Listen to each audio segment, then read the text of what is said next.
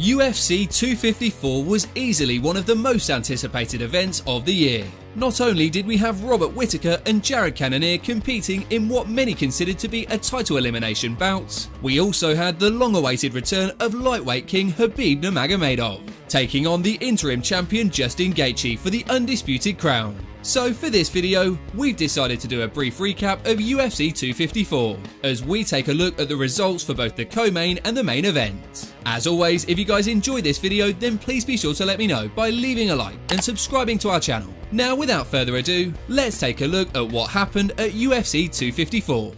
First, we'll be taking a look at our co-main event, which featured former middleweight champion Robert Whittaker taking on the number 2 ranked Jared Cannonier. In the eyes of fans, the outcome of this fight would ultimately decide who the next contender for the middleweight belt would be. Going back to just over a year ago, Whittaker lost the title to Israel Adesanya at UFC 243. Luckily, he was able to get back in the win column with a decisive victory over Darren Till, reaffirming his place as one of the top talents in the division. Meanwhile, Jared Cannonier had gone 3-0 since making the drop down to 185 pounds, picking up wins over the likes of David Branch, Anderson Silva and Jack Hermansson.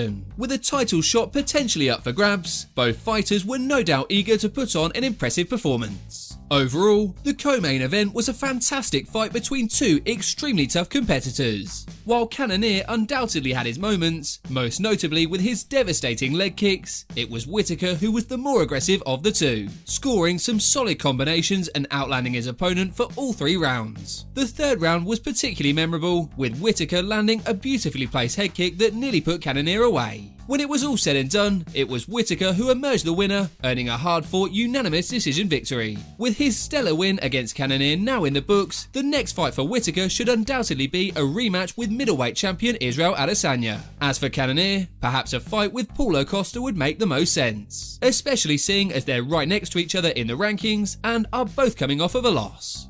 Next up on our list is of course the main event, which featured lightweight champion Khabib Nurmagomedov making his long-awaited return, as he took on the interim champion Justin Gaethje in a title unification bout.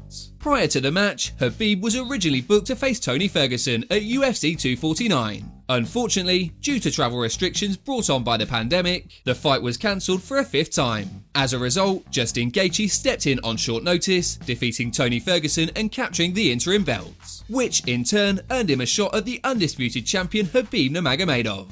Heading into the bout, Justin Gaethje was in the midst of a 4-fight winning streak, having finished all of his opponents by way of knockouts. Meanwhile, Khabib entered the contest with a flawless 28-0 record, having successfully defended his title against both Conor McGregor and Dustin Poirier. Unfortunately, just a few months prior to the fight, Khabib tragically lost his father, and given their close relationship, many onlookers were left questioning how this setback might affect the mental state of Khabib. Well, Khabib laid all of those doubts to rest once the fight had concluded. While both fighters were initially a bit hesitant to engage, Khabib eventually began to pick up the pace, actively hunting Gaethje down as he connected with some solid jabs and knees. While Gaethje responded with some hard shots of his own, Khabib's constant pressure seemed too much to handle, with the champ eventually securing a takedown, working his way into a mount position and nearly locking in an armbar before the end of round 1. During a scramble in the second, Khabib was able to get into a dominant position, lock in a triangle choke and eventually force Gaethje to tap out. It was both a satisfying and extremely emotional victory for Khabib, who secured his 3rd title defense and extended his professional record to 29-0. However, in an unexpected turn of events, Khabib surprisingly announced his retirement in his post-fight speech, stating that he would no longer compete without his father. It was my last fight, and no way I'm gonna come here without my father. It was first time when, after what happened with my father, when UFC called me about Justin, I talked with my father, my mother, 3 days. She don't wanna I go fight without father, but I promise her it's gonna be my last fight.